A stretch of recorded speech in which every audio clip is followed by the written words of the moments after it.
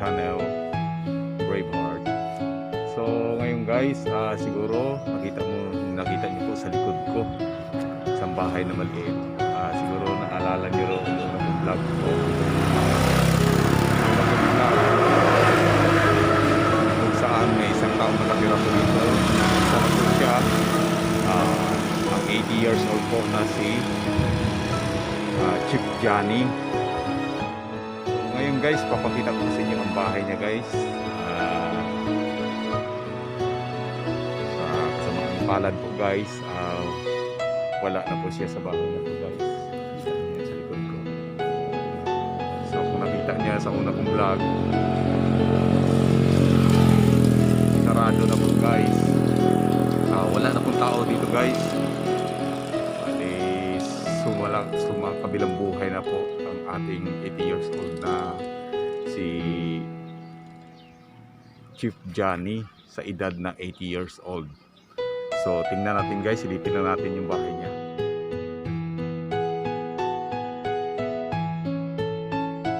So ito yun guys, oh.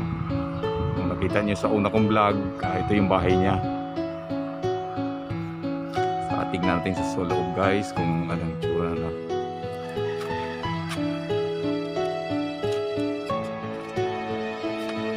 Guys, nakasarado na po ito. Nakasarado na po. Kasi wala na po siya. Sa kabilang buhay na po siya. Yes. Wala ng tao guys. Wala na yung kama niya. Ang wheelchair niya wala na po.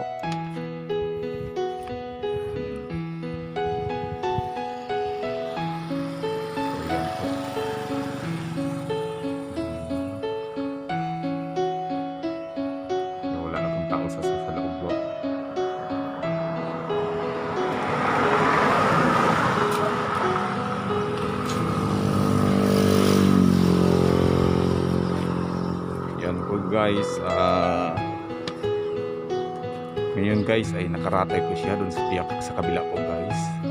Hindi kasi pwede dito sa lugar niya kasi medyo maliit yung bahay niya, at saka wala pong pwesto ngayon dahil panahon po ng quarantine.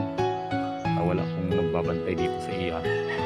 So tingnan natin siya guys doon sa kabila po kung saan siya nakalagat po. Tara na guys, kung saan nakalagat po si Chief Johnny po. So dito na po guys, may bantay lang po isang tao lang po nakabantay dito. So guys, ito po siya guys, oh. Yan po. So ganyan po talagang buhay guys. Kung hanggang doon lang po tayo, hanggang doon lang talaga. So ito po yun siya guys, si Johnny.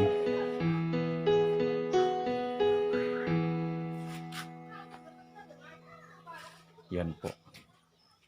So ito po yung area guys.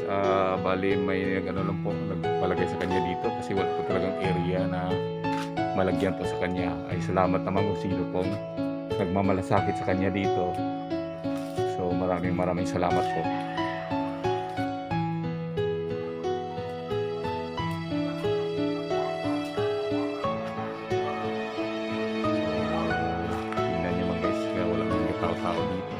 Si Manang lang po ang bantay dito.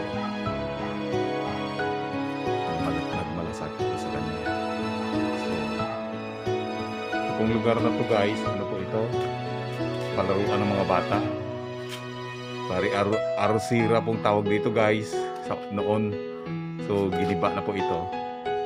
Area na to. So naging palaruan lang po ng mga bata dito. So dito po siya inilagak pansamantala po. Hanggang po sa ilibing na po siya dito po.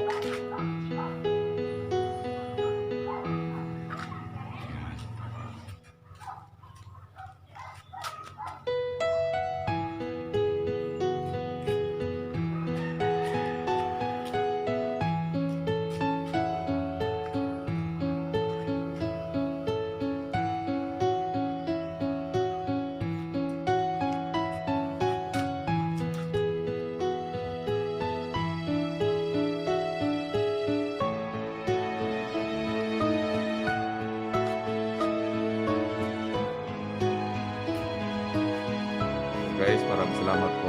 Thank you for watching. Bye po.